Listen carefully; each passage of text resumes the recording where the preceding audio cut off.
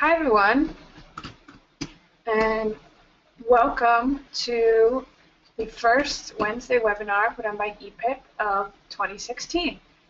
This is Biz Gormley. I'm in the EPIP headquarters with the team here and excited to be on the line with Monisha Kapila, our speaker for today's webinar, Managing Up. I'm going to take a few minutes to do an introduction of EPIP and some housekeeping, and then turn everything over to Monisha. For those of you who are longtime EPIP members and fans, thank you for joining us today. And for anyone who's new, we welcome you and are excited that you're here and that this is of interest. EPIP stands for Emerging Practitioners in Philanthropy, and we are a national network of foundation professionals, social entrepreneurs, and other change makers who strive for excellence in the practice of philanthropy. We do this by providing a platform for our community, all of you, to connect with each other, learn and practice leadership skills, and inspire emerging ideas in the social sector. And if you have any questions about what this looks like or want to learn more about membership or any of our programs, I'd love for you to reach out to me, Biz Gormley, at biz@epip.org. That's my email. I'd be happy to set up a time to talk or go back and forth and help you in any way possible. We have an exciting array of events coming up this year. It is our 15th anniversary, so you can anticipate lots of fun and exciting ways to remember the history of EPIP and also celebrate who we are today and who we will be going forward. Our Wednesday webinar schedule is already filling up. We have a webinar on the 20th of this month with Lupita Gonzalez. It's called Microaggressions Effect on You, Set Your Healing and Self-Care Toolbox. And you can register for that on our events page on our website at epip.org/events.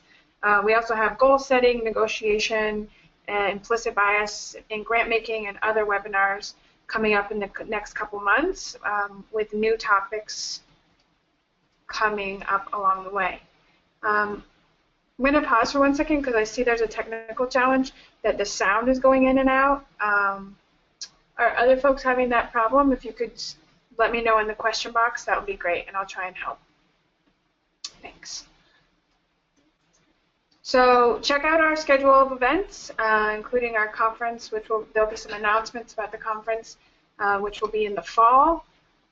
And we are excited to be online with you and hopefully see you in person as well. Thank you for your responses on the sound stuff.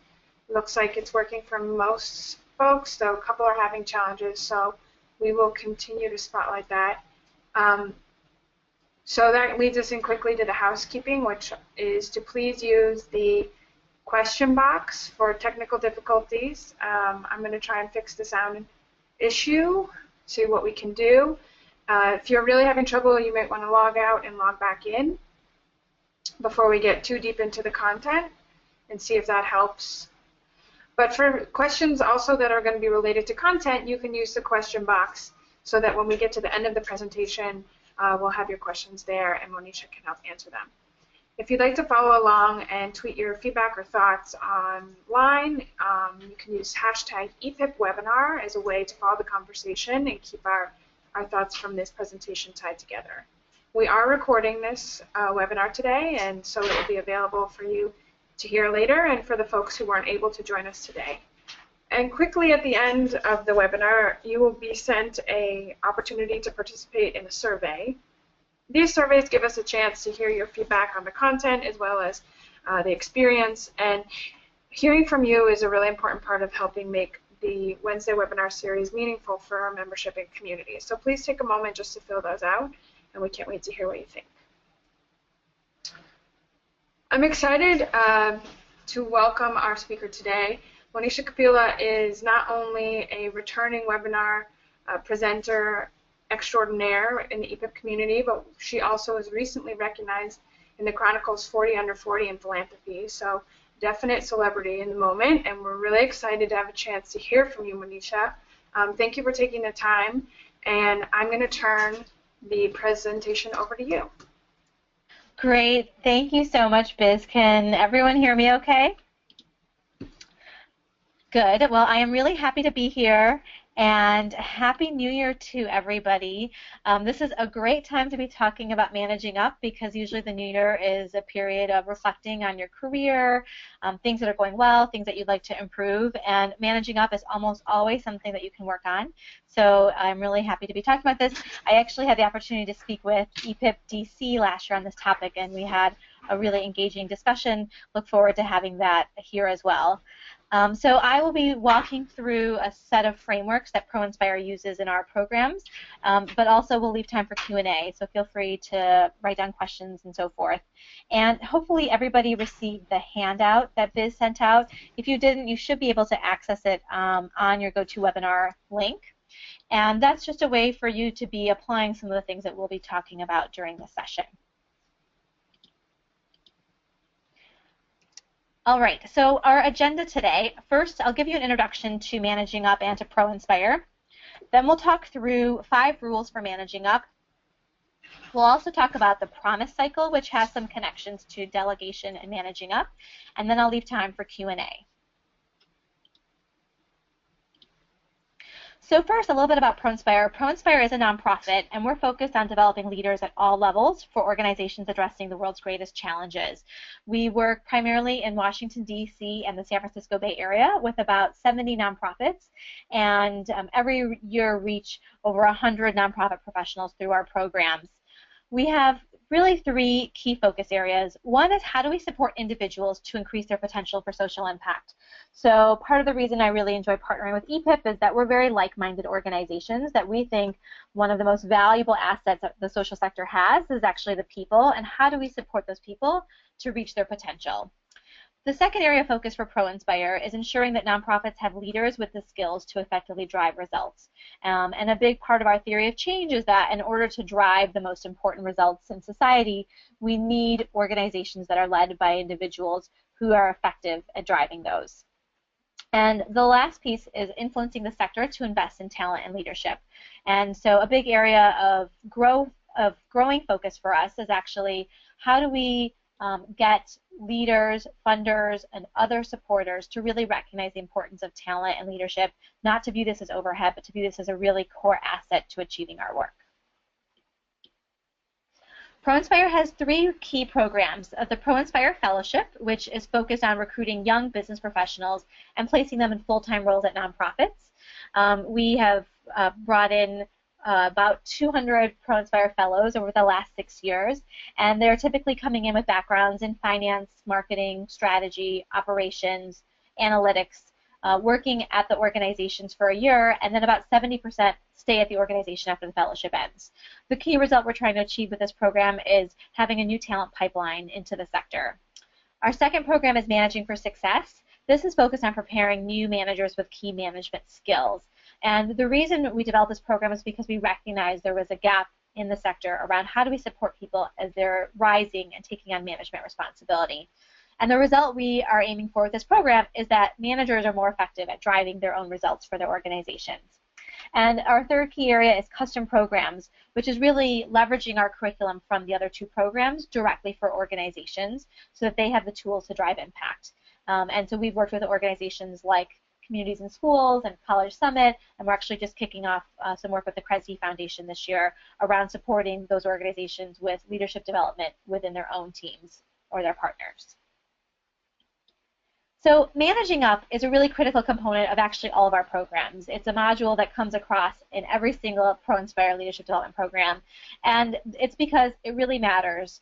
First of all, the #1 reason people leave their jobs is because of their manager. And if you reflect back on your own work experiences that have not been positive, it's very likely that your manager was a big part of that. The second piece is that satisfaction at work depends on the quality of your relationship with your boss. So if you don't have a good relationship with your boss, then that leads to lower satisfaction. So we really think that this is such an important skill for leaders at all levels to have, being very effective at managing up. To get us started, it'd be really helpful to get a sense of what your current experience is. So we're going to pull up a poll and want you to share how would you describe your manager. And this can, hopefully they're not in the room right now. If they're in the room, don't worry about answering it. You can just have that conversation with each other.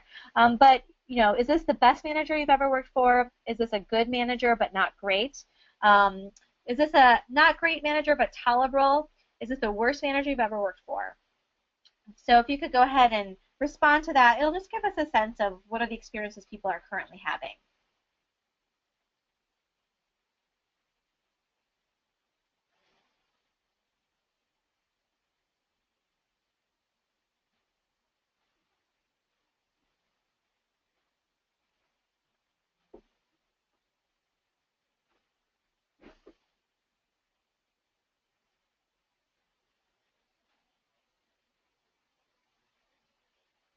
All right. So looks like 17% actually best manager you've ever worked for. Great. So happy to hear that. And just over half have a good manager but not great. So that's actually very good news. And about, let's see, 15, about 30% are working for managers that aren't great. And that's actually pretty typical, I think, when we do this program in workshops. I think very often what attracts people to come to it is maybe not having a great manager. So I think if you're in that boat, you're not alone, and there are probably other people that you know who are in similar situations. So why are we talking to you about the relationship with your manager and not your manager? And the real reason is that managing up is your responsibility. The two people who have the biggest influence on this relationship are you and your manager, and you ultimately have to own the quality of that relationship because you're the one who's most impacted by it. If your manager is not strong, or if they don't have a strong relationship with you, it's not going to negatively impact them as much as it's going to impact you, which is why this is such a key focus. And we have a quote here from Michael Feiner. Michael Feiner actually has a book with a set of rules for leadership, and many of these pieces are pulled from there. So if you like this stuff, I definitely recommend checking out I think it's called the Feiner's Rules.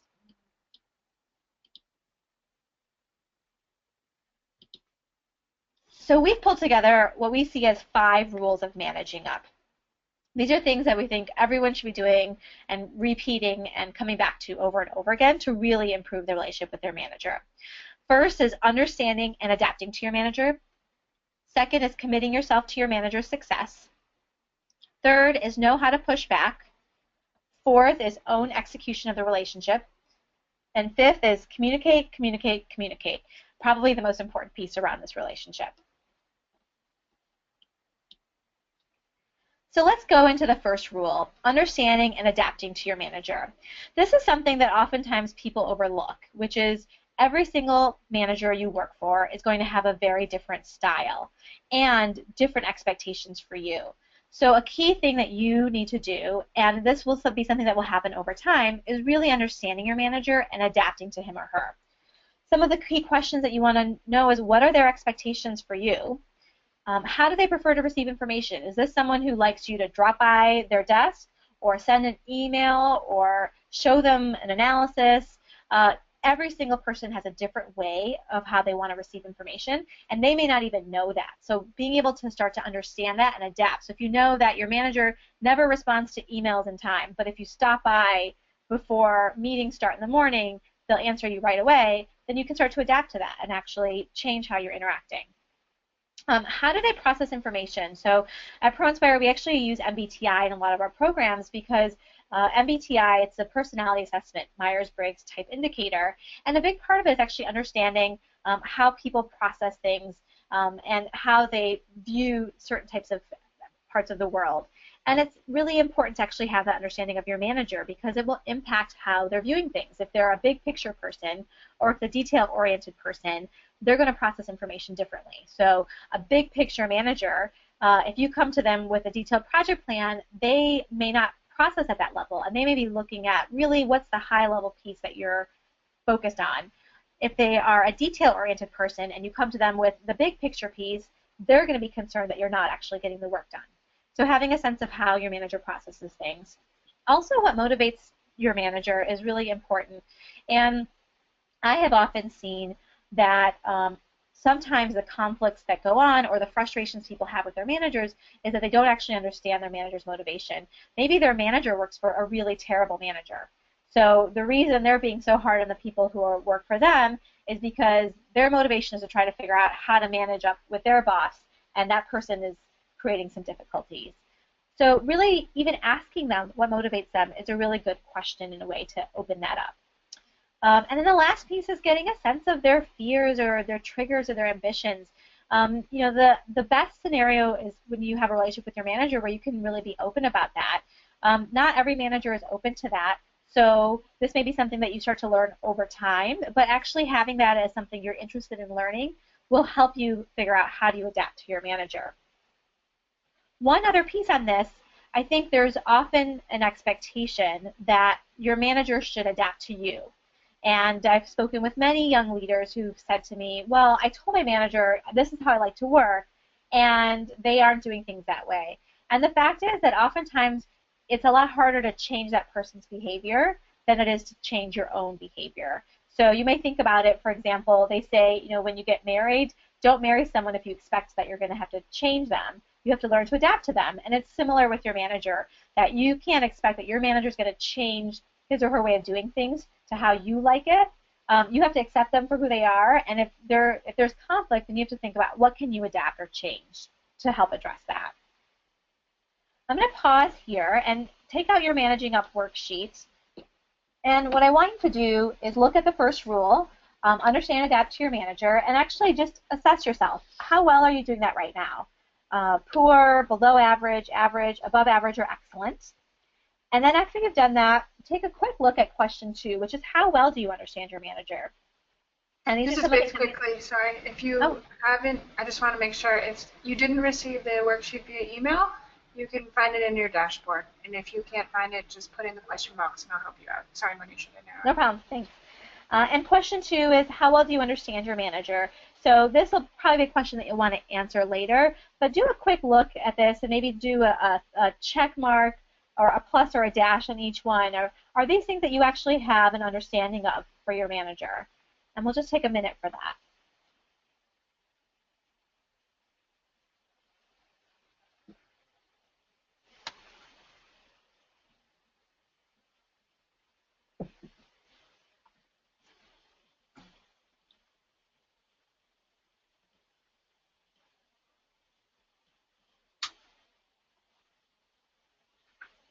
Okay, go ahead and finish your assessments on question 1 and question 2.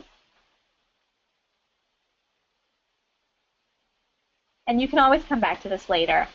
We're going to go to rule number 2, which is commit yourself to your manager's success.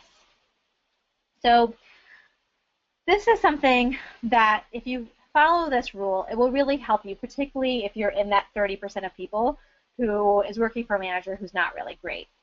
The key thing here is really a law of professional commitment, which is you are successful if your manager is successful. And so really choosing the interest of your manager versus your own feelings or short-term interests. So there may be times when your manager does something that hurts your feelings or that negatively impacts you, and that can be very frustrating.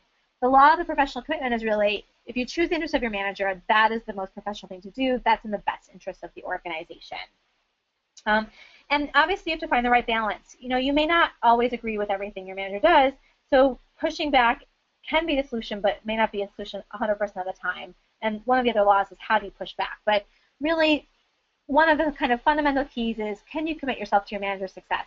If you can't, then it probably means that you actually are not in a good fit. So there are times where you may have a toxic manager.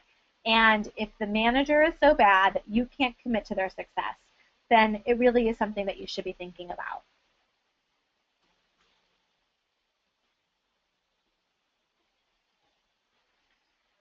The next rule is know how to push back.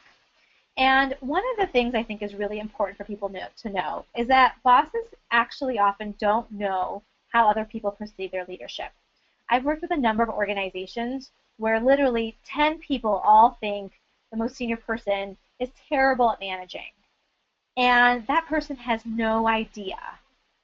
Or they make a decision and a ton of people disagree, but that person isn't aware of it. And so you actually have a really important role to play, particularly with your own manager, in pushing back. Because if you can be the person who is able to bring them out of the dark and make them aware of perceptions, then they will really value you. And it's a little bit tricky to do this. And there's a couple things you can do. One is set the ground rules early and keep repeating them. So, saying up front, like, I hope that I can be honest with you when I see things that are concerning or when people raise issues to me, so that they start to see you as that sounding board. And also, when you are kind of questioning things, being clear that it's not because you don't like that person, but you really are trying to figure out what is most important for success or how to ensure the organization is performing well. Another way you can approach pushing back is to use a questioning approach. So instead of saying, I disagree with you, or that approach, you can use things like another option we might want to consider, or maybe we should talk about this thing before we move forward. There's actually a story here that I think is a really helpful one. You may remember from childhood reading the story about the Emperor's New Clothes. So the story behind the Emperor's New Clothes is that there was an emperor, and everyone, all of his subjects, followed everything he said. And there were these tailors who came from another town and came to the emperor and said, we can make you these amazing clothes, and the thing about these clothes is that only people who are royalty will be able to see them. So they made these clothes and gave them to the emperor, and he was naked because they actually weren't clothes. But when the emperor looked in the mirror, he didn't want to say anything because he thought, oh, if I say something, then they'll think I'm not royalty, so I won't say anything. And so the emperor's on a parade, and everyone is seeing him naked, but no one says anything. And then a kid is the first person to actually say, why isn't the emperor wearing any clothes? So I think this is an example of really the role you can play in managing up, that there may be times where you think your manager is doing stuff that's really not good for the organization, or you feel like they're not making the best decisions. And part of your role is to actually be that kid and to step in and make sure that they're aware of things that they may not have seen or that they were blind to. So we're going to actually, pause here. Go ahead and look at your worksheet again and look at question 1. Self-assess yourselves on the number 2 and 3. So commit yourself to your manager's success. How well do you do that? Are you committed to your manager's success right now? And number 3, know how to push back. How well do you do that? So take just a few seconds to do that.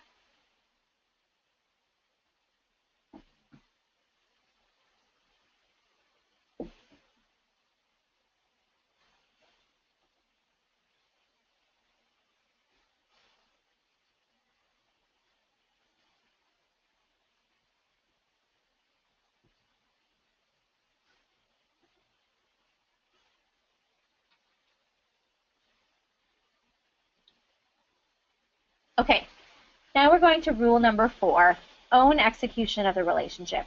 And this is a really critical piece. So as I said before, you have the biggest responsibility around your relationship with your manager, and a key part of that is the execution of that. So there are things that you may think your manager should be doing. So for example, having weekly check-ins. And really, you should take the responsibility for scheduling those. I will say from all of the people I've worked with through ProInspire's programs, almost 100% of the time, at least some of those check-ins get rescheduled. So that means it's your responsibility to reschedule them. And I've worked with people where they were waiting for months and months for a check-in, and they kept rescheduling it every week, and finally it happened. But they took that responsibility. They didn't stop rescheduling. They didn't say, oh, when my manager has time, they'll reschedule it with me. They continue to own that. And so I think that's a really important part of owning execution of the relationship, is that you need time from your manager, and you have to make sure you ask for that time. The second is to make good use of your manager's time. So when you do sit down with your manager, how are you making sure that you are getting the most from that? A couple of things you can do. One is to set the agenda and send it to them in advance. It's a really good practice for you to be setting the agenda for your check-ins with your manager. Don't ask them to set the agenda because you really have the best knowledge of what they need to be thinking about. The other thing you should do when you're sitting down with your manager is think about what is the highest priority stuff that you need their input on. So potentially that's things like risks or barriers or problems.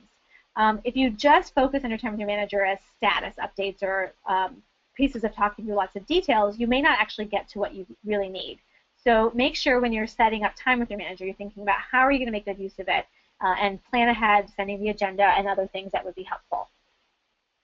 The third piece is to be dependable and build credibility. This is particularly important early on. If you're new to an organization or your manager is new to the organization and it's a new time for you to be working together, it can be frustrating because you may have come from a place where you had a lot more responsibility, or people just knew that you were the one who got things done.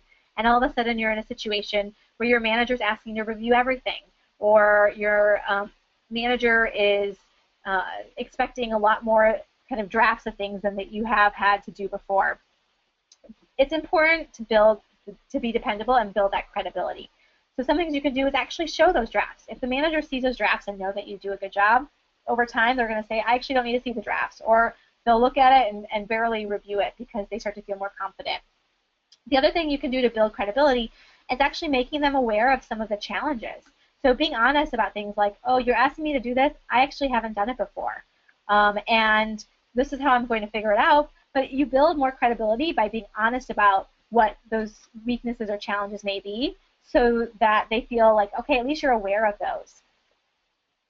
And the fourth piece, which really does tie to the building credibility, is communicating risks and barriers. A big part of what you can do to own the relationship with your manager is to be the person who's going to let them know what are the challenges. The worst thing for a manager is to find out something's not going to be done on time, or that there was some issue that they could have helped address, but they weren't made aware of it. So even if it's a small thing, like I told you I was going to get it on Tuesday, I was going to get it to you on Tuesday, but now I won't be able to get it to you until Wednesday, just letting them know about that can go a long way to that relationship as well as the credibility. And if you think about it from the reverse side. So this week I've been spending a lot of time doing recommendations for some ProInspire alumni who are applying to graduate school. And one of the things I know to them is, like, they're very concerned about these recommendations being submitted on time. And I know that I'm getting it done the last day. So as soon as I am doing something, I email them to let them know I'm working on this. This is when I'm planning to submit it. If they ask where it is, I reply right away saying I haven't had time to do it, but I've blocked this time to work on it. So that's owning the execution of the relationship, really communicating, even if it means that you haven't done something that you wanted to, letting them know you haven't will actually be really important to them.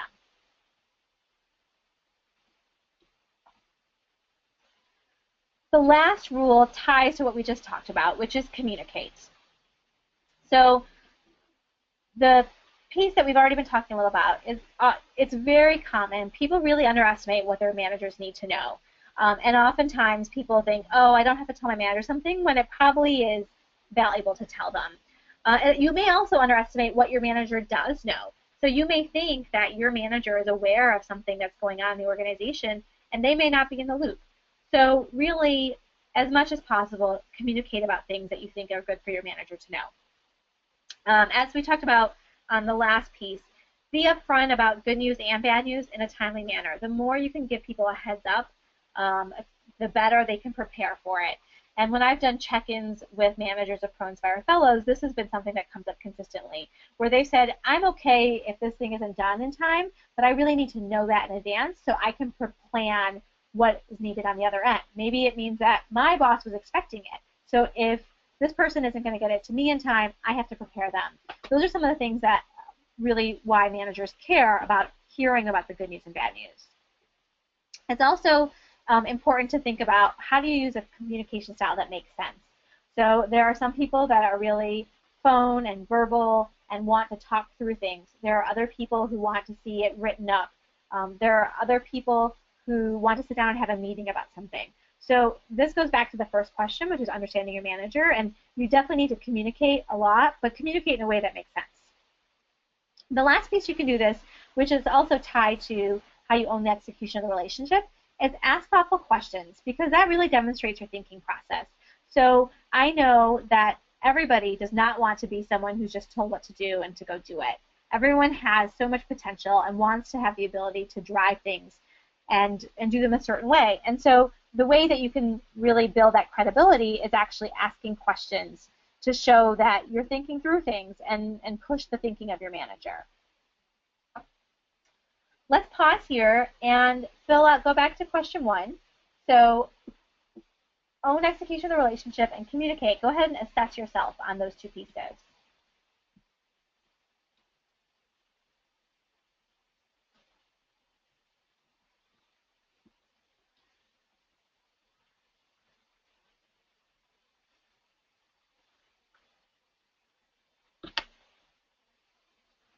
And once you've self-assessed yourself on all those rules for question 1, look at question 3 on your worksheet, which is, what is one rule you can apply today? So looking back at these 5 rules, understand and adapt to your manager, commit yourself to your manager's success, know how to push back, own execution of the relationship, communicate, communicate, communicate. What is one rule that you feel like you could apply today that would have the most benefit to your relationship with your manager? Go ahead and write that down in question 3. And if you could also think about what's a specific situation where you can apply it. So is there an opportunity coming up? Do you have a check-in coming up where you can ask some of the questions to help you understand your manager? It's never too late to ask that. You could have been working together for 3 years, and it's still okay to say what motivates you. And you could have asked them that question last year, and it's still good to ask again this year because that may have changed. So if you can write down in question 3 a rule that you'll plan to apply as well as when you'll do it. And we're also going to pull up a poll to get a sense about what is a rule that people are planning to apply.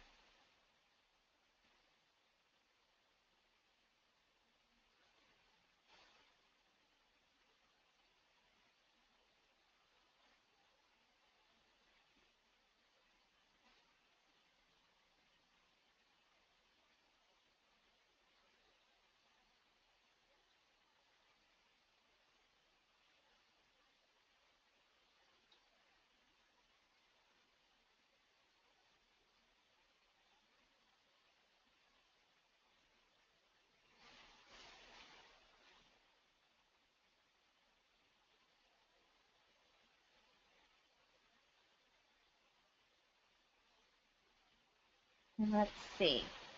All right, so very split. Looks like commit yourself to your manager's success, know how to push back, own execution of the relationship. About 25% are planning to work on each of those. Understand and adapt to your manager, and communicate about split between the remaining 4th. So really good mix amongst everybody.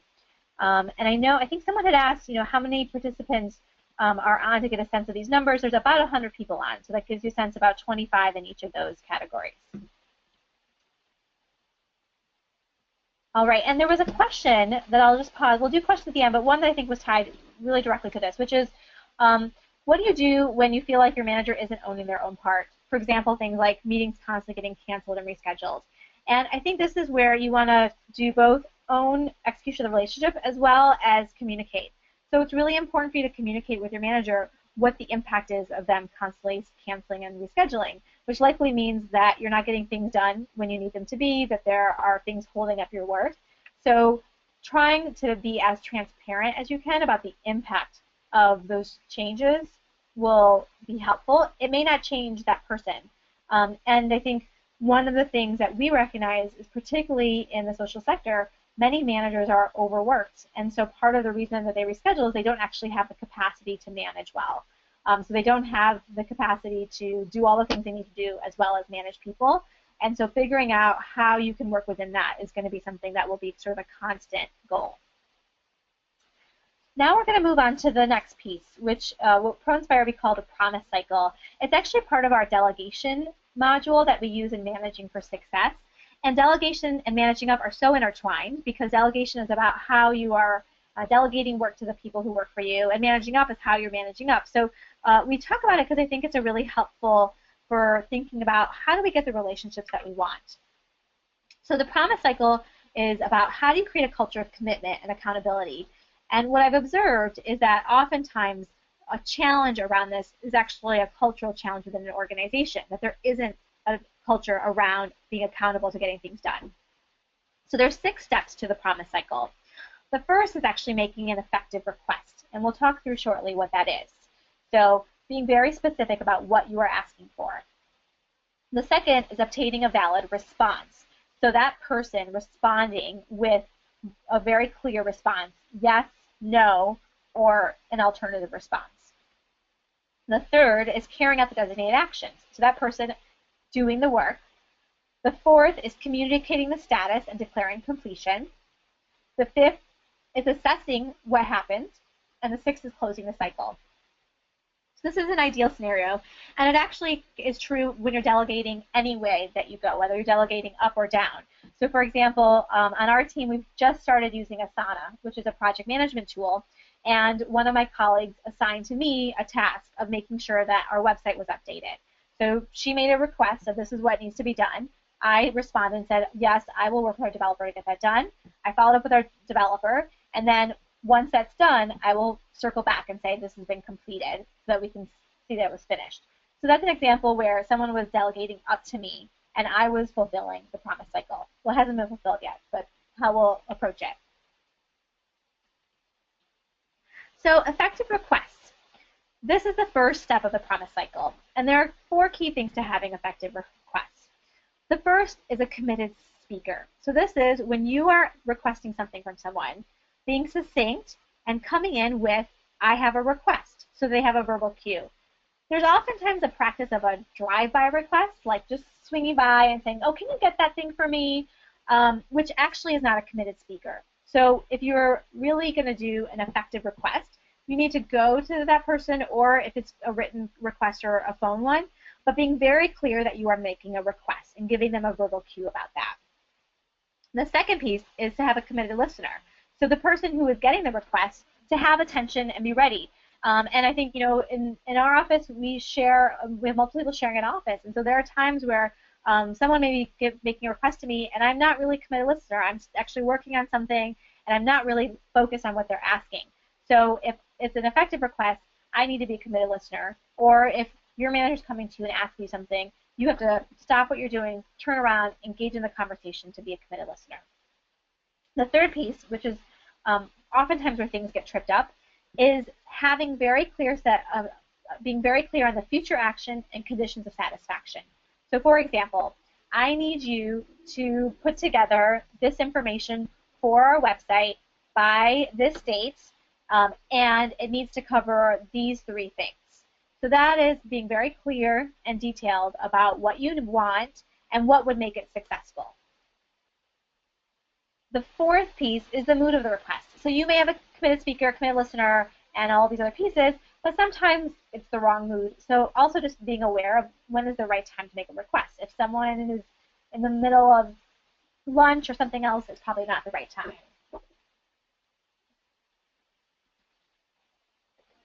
The other piece that's important for requests is giving context. And this is particularly important when you're a manager. But if your manager is not doing this, then this is a way that you can manage up. So these are the 5 W's, and this is actually something from the Management Center around questions to ask to get the context. So one of them is who, and you probably remember the 5 W's from your childhood: who, what, where, when, why. So who else should be involved in this? So if your manager is asking you to work, for example, on something for the website, who else should be involved? Is there anyone else who needs to review the updates that we're making? What else is important to know? Is it important to know that we haven't made updates to the website in over a year, so there's a lot to be looked at? Where does this fall amongst the priorities? So we need to do this, but we also have 10 other things that need to be done. Is this really urgent? Does this have to be done first before everything else, or something that can happen when we have more time? When does it need to be completed by? And why is this task important? And this is, I think, particularly as you are managing other people, something to really be cognizant of.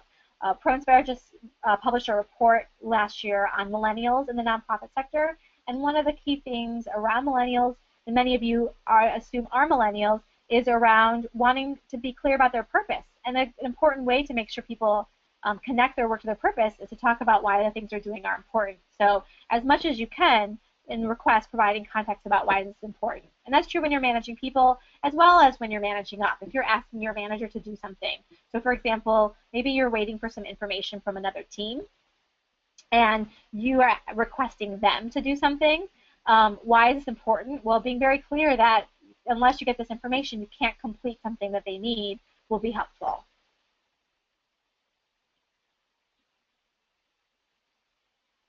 So then there's the side of what do you do after you've received a request? How do you respond to a request? And I'm guessing there's many times where you have had someone say yes to a request and then they didn't come through because they were too busy.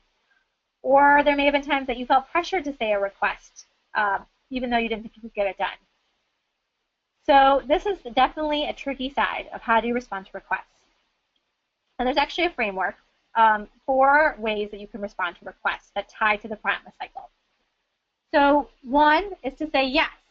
If someone makes a request of you to do something and you say, yes, I can do it, you have accepted, and now we have a promise. That is the promise cycle.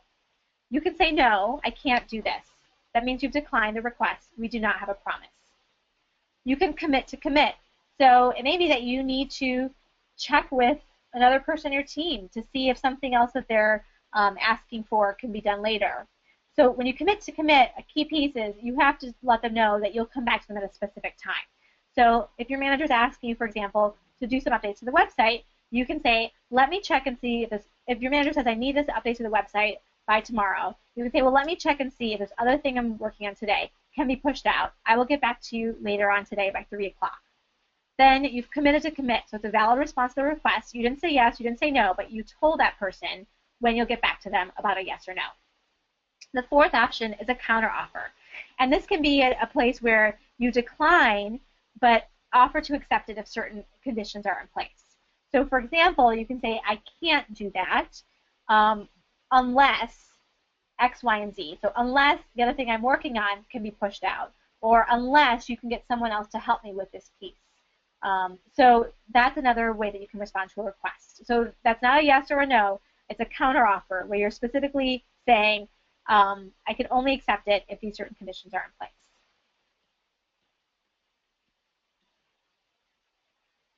When you accept a request, that means there is a promise. And so what happens when you have these promises is that you increase people's self-esteem in getting things done. It leads to more success, better relationships, and better trust. And so that really, by keeping your promises, leads to win-win situations. By breaking promises, you see the downward arrow, it decreases trust. It impacts the relationships. It impacts people's self-esteem. So you really want to be thinking about the promises you're making to people. How do you continue to follow through on those?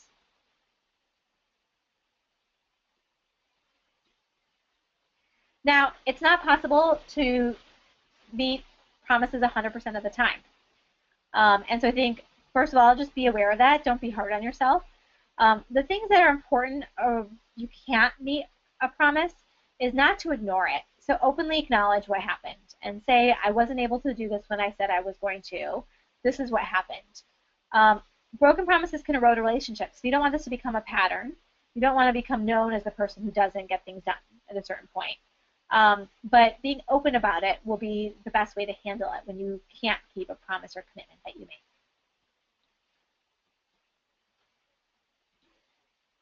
So those are the 2 frameworks, the 5 keys to managing success, managing up, and the promise cycle that we think are really critical for individuals in working with their managers as well as those that they manage.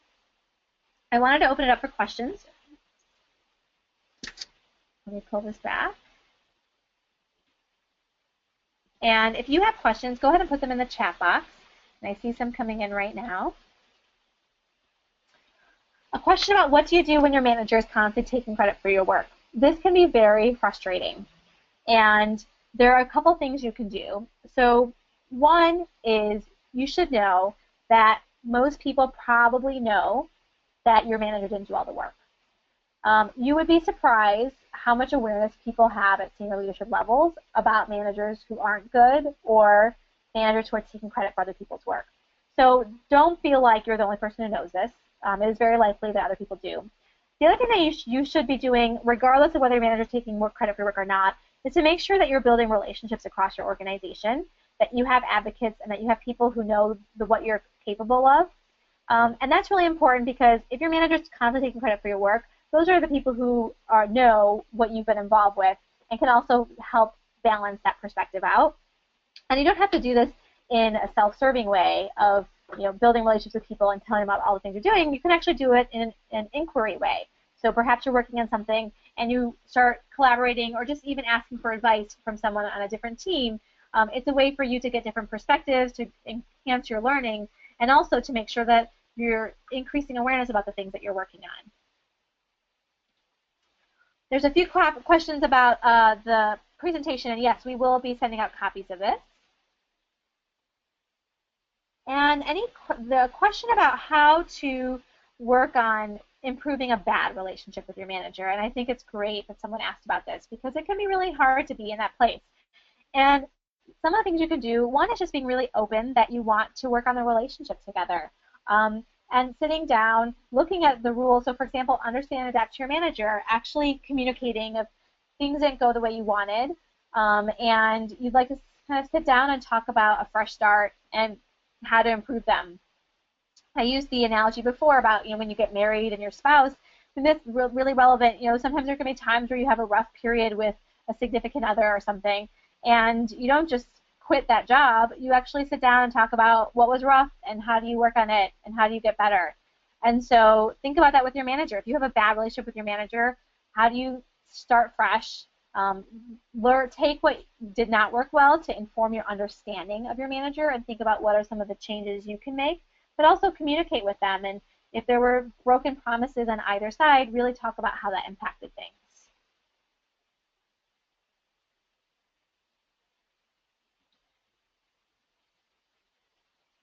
Okay, a few questions about what to do when you're working remotely. So you don't actually have a lot of face-to-face communication, and your manager doesn't take phone calls. That can be very challenging.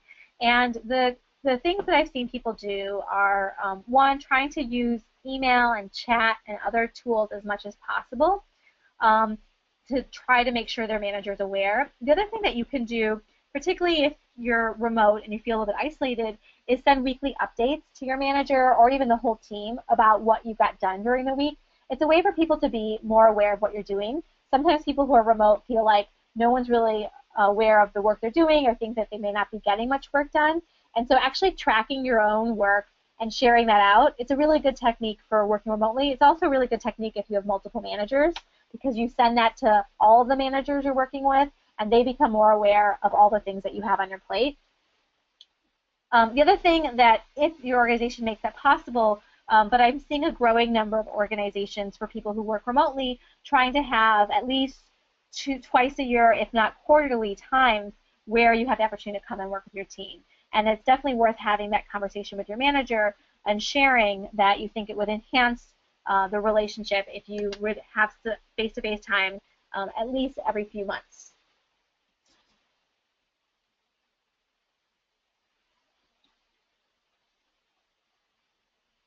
So the question about, to what extent to adapt your working style to accommodate your manager. Really, this is going to be dependent on the manager that you're working with, but as much as possible, you should own what you have control over, which is yourself. So that may mean you have to change a lot of things. You may be a text person and your manager does not respond to text. And you may be a person who likes to talk things through and your manager likes to review them written down. And so in order to make it really successful, you're going to have to start to think about how to do those things. And maybe you can come to some agreement with your manager about what are the times where text is a way that they won't respond, but at least you can feel comfortable giving them updates through that method because it's more aligned to your own style.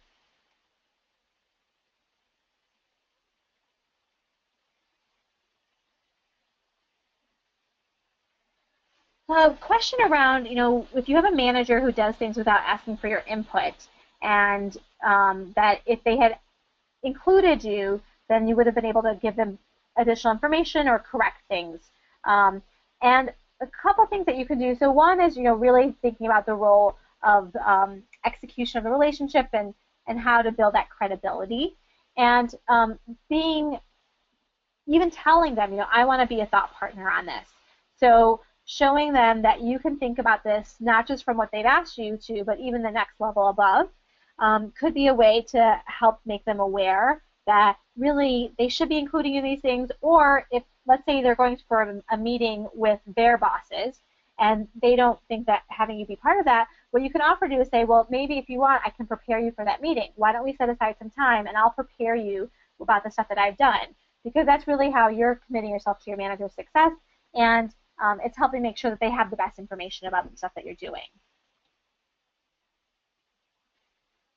A question about, if you're invited to join a call, how do you get clarity on what role you're supposed to play? Are you speaking on it? Are you listening? Are you note-taking? And this person who asked said that they've asked this in the past and have gotten confused looks from supervisors. I think this is a really good question to ask.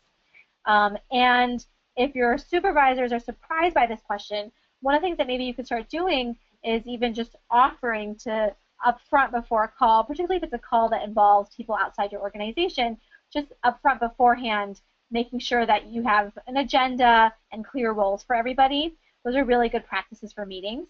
So a way to manage up could be to say, oh, we have this meeting coming up on Friday. I put together, you can ask first, like, can I put together a draft agenda? Or you can actually say, I have a draft agenda, and here are my thoughts on the roles. And that could be a way to make your manager's job easier, because then you're helping them really set that meeting up for success. But also helping educate them on the importance of having clear roles. A question around tips for introverts working with extroverted managers. This can be a challenge, particularly as you get back to how do you adapt to your manager style. And I think in particular, and this is a challenge for me, and I've learned from working with many introverts.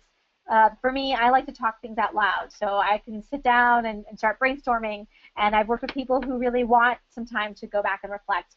I think one thing you can do is actually be open about that and just share that and say, I can brainstorm with you now, but I typically process information better when I have some quiet time, so after we brainstorm now, I'm going to take some time to think about this, and I'll come back to you with some more ideas.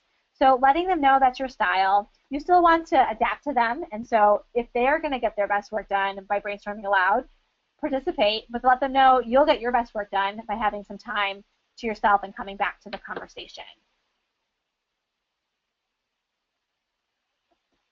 Question around how to vet a manager during an interview to understand their working style.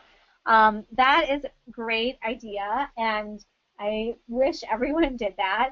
I think a couple things you can do is get a sense for how they like to work.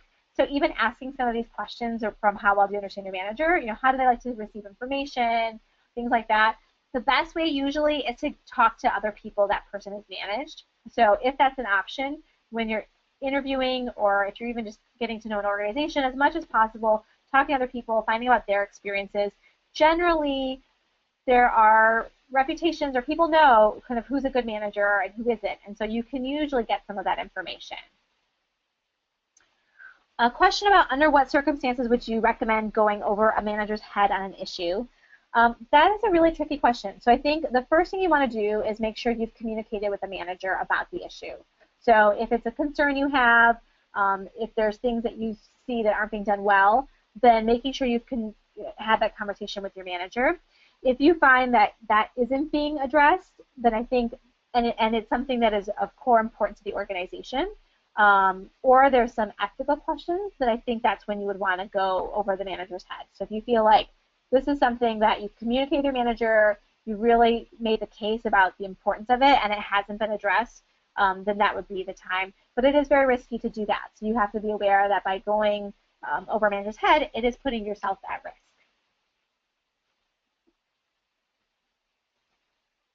And another question, tips for working with an inexperienced manager. So I think with inexperienced managers, the opportunity is that you can really help shape their delegation style and really use the managing up rules around that. The challenge is that oftentimes they may not feel confident, and so the pieces around letting go of the work can be more challenging. So as much as possible, if you can really help that person see you as being committed to their success, that will help increase their confidence. So even things like we talked about before, offering to prepare them for their meetings, or if they're working on a budget and they're new to the organization, you can offer to help them with the budget because you've been there. So really looking at how do you help them feel like you're a partner in their success.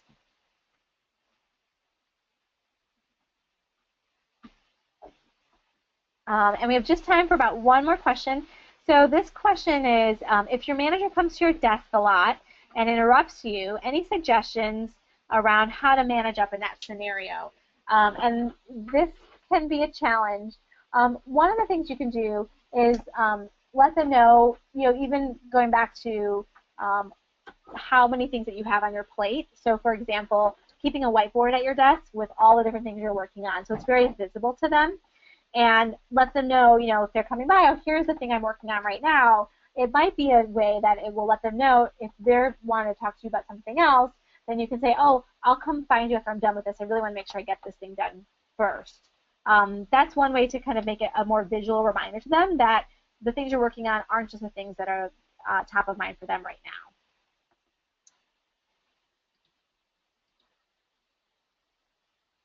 And I think we're just about out of time, and I hope we were able to get most of the questions done. If you have any other questions, feel free to email me. You can actually just email info@proinspire.org, and that will get forwarded to me. But really, I had a great discussion with all of you today. I appreciate the very thoughtful questions. I hope that these rules and the promise cycle will help you make 2016 a great year, and look forward to being in touch. Thank you so much, Monisha. I know that this has been a very popular topic, and people are super excited to hear your thoughts, and the questions have been great. So thank you to everyone who asked a question. I know there's a couple remaining questions, but definitely reach out to Monisha so you can continue the conversations. We are so grateful for your time and for your expertise. So I want to join the whole fleet of participants in thanking you, Monisha, for being with us today. Thank you. Great time. And we are looking forward to having the rest of you with us on future webinars. So please reach out to me at biz@epip.org with any questions. Take a minute to fill out the survey that's coming your way in just a moment.